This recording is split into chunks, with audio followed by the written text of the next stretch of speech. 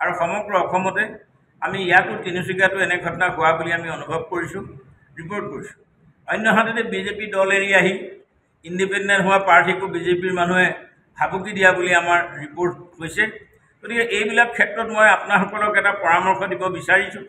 আজি এতিয়া যিহেতু উঠাই লোৱাৰ সময় আজি পাৰ হৈ গ'ল, আজি 17 তাৰিখ, আজিৰ পৰা আনুষ্ঠানিক আপোনালোকক কাৰ্ডো দিব আৰু আজিৰ পৰা আনুষ্ঠানিক নিৰ্বাচনী প্ৰচাৰ আৰম্ভ হ'ল। আমি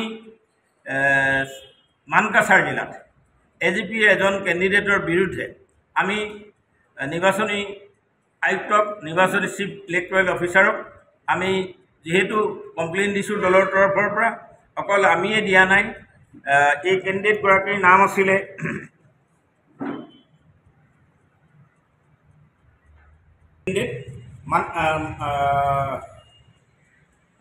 কাকাৰীপাৰা কনষ্টিটুৱেঞ্চি জিলা পৰিষদ মেম্বাৰ। মই সংবাদ মাধ্যমৰ দৃষ্টি আকৰ্ষণ কৰি কৈছোঁ, নামটো লিখি ল'ব, Hasina Islam, Shrimati Hasina Islam, AGP candidate, Kakipara constituency zila parishad. এই মানুহগৰাকীৰ বিৰুদ্ধে আমি যিহেতু অসমৰ নিৰ্বাচনী আয়োগক আপত্তি দৰ্শাইছোঁ আৰু এই আপত্তি ৰাজনৈতিক দলেও আপত্তি দৰ্শাইছে।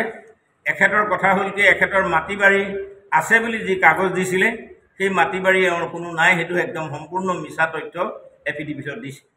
এতিয়া কথা হ'ল কি, বিজেপি AGPৰ লগত এলায়েন্স আছে বুলি স্বাধীনতা নাইকিয়া কৰি, স্বাধীনতা খৰ্ব কৰি, গণতন্ত্ৰ পৰিহাৰ কৰি যিটো বিজেপিয়ে নিৰ্বাচন পাতিবলৈ লৈছে, সেই নিৰ্বাচন পতাৰ তেনেধৰণৰ কথাক আমি ধিক্কাৰ দিছোঁ, গৰিহণা দিছোঁ আৰু এক ফেচিবাদী মনোভাৱ লৈ ৰাজ্যখনক লৈ যোৱাত আমি বিৰাট বিৰোধিতা কৰিছোঁ। আৰু আপোনাসকলক দলৰ প্ৰাৰ্থী হিচাপে মই জনাব খোজোঁ যে বহুতেই যিহেতু দলটো পুৰণা, কিন্তু আমি মানুহ নতুন ইন দ্য চেন্স, ইয়াত তিনিচুকীয়া জিলা এখন আগত আছিল। মই আক্ষেপেৰে ক'ব খোজোঁ, আজি তিনিচুকীয়া জিলাখনত যিসকল পুৰণা মানুহ আছিল 2-4জনক আমি লগ পাইছোঁ, 2-4জন আমাৰ লগত আহিছে, আছে।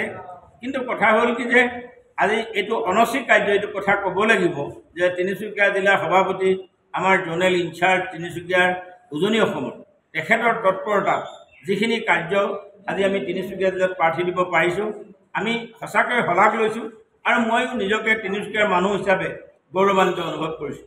আৰু হয়তো বিশালকৈ দিব পাৰিব লাগিছিল, কৰা নাই। আৰু আমি পঞ্চায়তৰ নিৰ্বাচনত প্ৰতিদ্বন্দ্বিতা কৰাটো আমাৰ ডাঙৰ কথা নহয়, আমি কিমানে কেন্দ্ৰ জয়লাভ কৰিবলৈ চেষ্টা কৰিব লাগিব।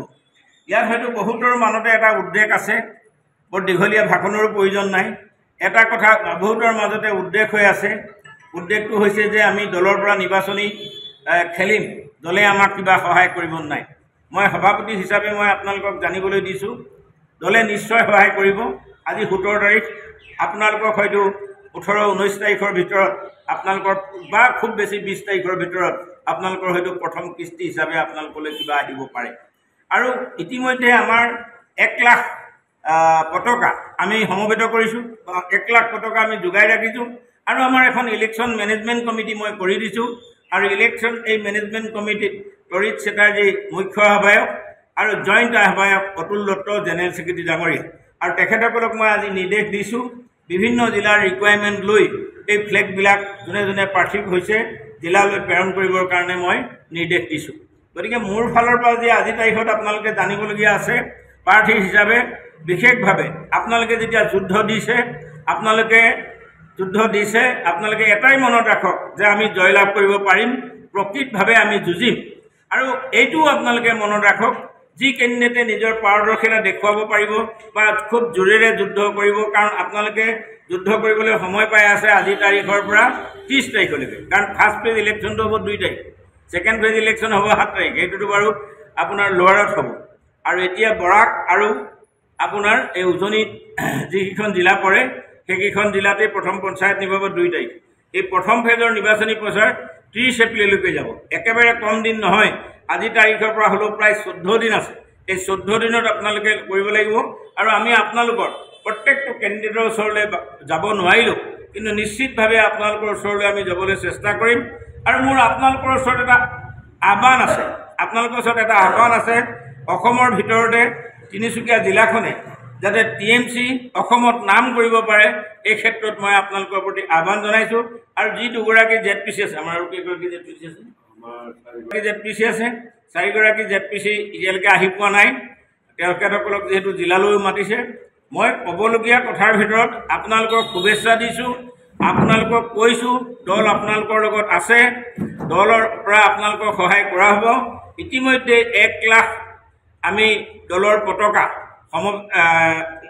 গুৱাহাটীৰ কাৰ্যালয়ত মজুত ৰাখিছোঁ আৰু মই নিৰ্দেশ প্ৰেৰণ কৰিছোঁ যে তৰিৎ চেটাৰ্জী জেনেৰেল ছেক্ৰেটাৰী মুখ্য আহ্বায়ক আৰু Atul Dutta general secretary joint আহ্বায়ক তেওঁলোকক জিলাখনৰ ৰিকুৱাৰমেণ্ট লৈ এই পতাকাসমূহ দিবলৈ কৈছোঁ।